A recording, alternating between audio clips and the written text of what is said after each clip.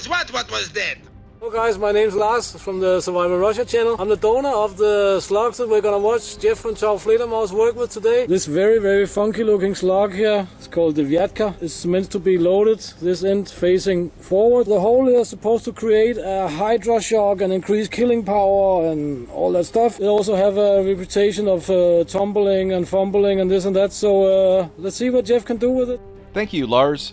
Today we have these very unusual Russian slugs.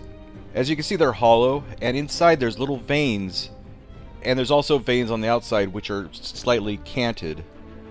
I painted the backside hoping that maybe we can see what's going on as they're flying downrange with our high-speed cameras. Now what's unusual about these is the hole in there is larger in the front and tapers down to the back, so they're anything but nose heavy. These slugs are not going to work like you think they're going to work, and we'll explain that a little bit later. Alright, I'll be shooting this funky Russian hollow point. You'll see that the cavity there is big enough to take a shot of vodka from.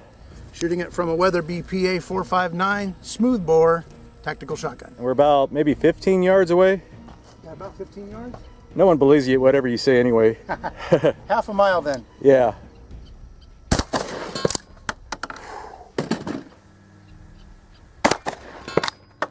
Really low and right, and that could have been my fault. Well, even with the practice slugs, it was a little bit off on every different type of round we shot.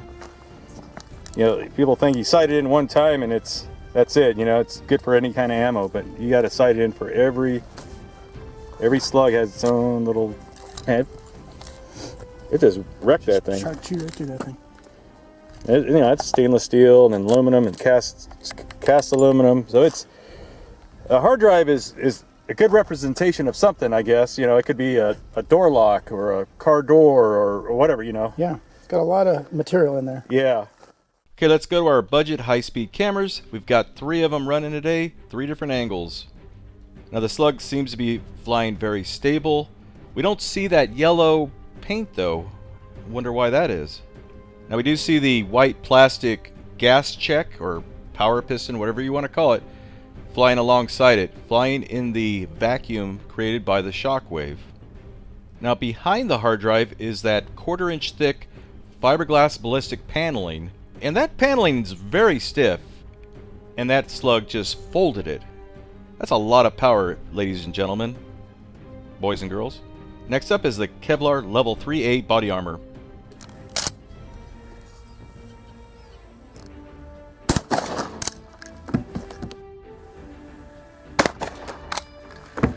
Thumbs down! You don't see that every time. No. There's the best. Do you think the slug's still in it?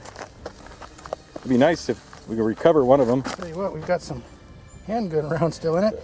And yes, you can see the slug. Oh, nice. It was flying straight, It obviously. was flying straight, hit right where That's that impressive. tip used to Look be. at the mushroom on that. Yeah. It's hot. Boy, that's a big Ow. shot. And see the yellow paint I put on there? Yeah. Ow. Hopefully we can see that with So our your cameras. viewers can see how, that is boiling hot. I know. Your viewers can see how it just smashes those Kevlar threads. Yeah, even though the vest has been shot many times with dare slugs.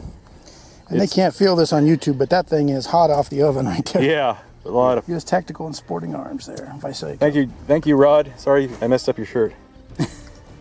So it was right on the X. What kind of knife is that? Oh, I'm sorry. That is a Spyderco Endura. Oh, okay. We're not sponsored by Spyderco. We're not a knife We're not sponsored by nobody. channel. You'll notice there's a lot of smoke from these shells. You know, that's typical with a higher power shell, and that's often why we avoid shooting high brass. It's the biggest reason why.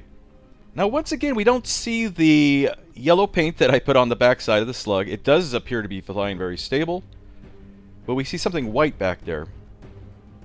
We were kind of expecting the slugs to tumble through the air and not be very accurate, but we were very surprised how well these were performing so far. Now we only had 4 of these slugs to shoot. That was it. No practice shots with using these slugs. We did take a couple practice shots using the regular Foster slugs. These landed slightly off from where the Foster slugs were hitting. Okay, where are you aiming? I'm going to aim dead center between his chin and his 2 top paws.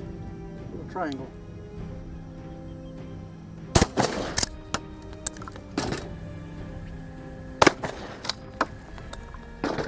Okay. So my point of aim was right here between 2 paws and the chin. Looks like you hit about half an inch, right? That could be just a hair's breadth or something like Could that. be a crappy shooter too. No. And then we've got this guy was definitely number 2. Anyone who thinks they can shoot better, they're welcome to come out here. You might get a lot of offers. They always are. I live in England. I don't have a gun. I live in Wisconsin. Yeah. And then this one's cool. Wow. You want to Got pull? slug embedded, It's just. Look at that. quite a bit embedded. There's my wadding. I put a rubber wadding behind there. And you can see from this shape that the thing expanded through the first 3 gummies, and then began tumbling. Yeah. Because we found him jammed in there to the side. That's the strangest expansion I've ever seen. Expanded like he should have, and then tumbled.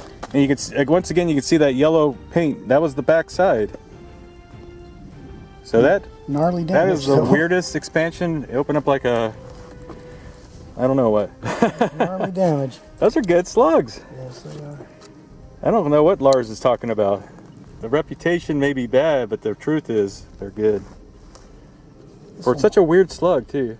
So the reason we're not seeing that yellow paint on the backside of the slug is because that rubber disc is staying attached to the slug because it's flying supersonic, and there's a low pressure vacuum on the backside of the slug that's keeping that rubber disc stuck to it.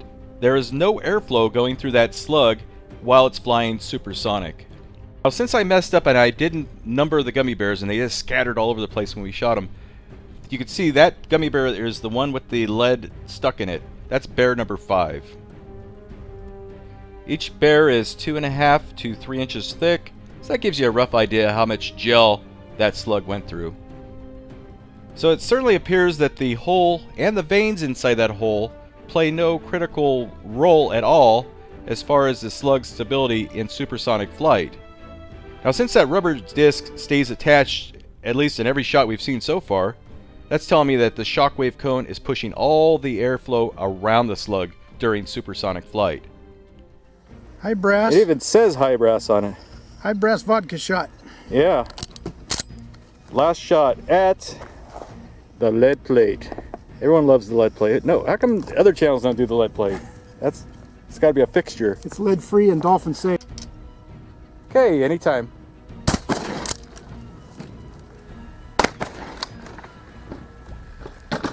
Not go through. To understand the context of how I load these, this is the power piston or the gas check that sits on top of the powder. Then I put this rubber nitro card on top of it, or wadding. That's to prevent the power piston from being shoved up into that slug itself. Okay, so I noticed there's we can see a faint trace of our lead, or I'm sorry, our yellow paint. And we believe that to be a piece of the slug that has welded itself to the inside, because that cavity is irregular Yep. but deep. And Jug the Thug is not bleeding, so Well, flip over the plate. See, yeah, it was close to going through that. That's about 1¼ inches thick. a little more weight that would have 20 pounds of lead, and that's an effort if you can blast it through that.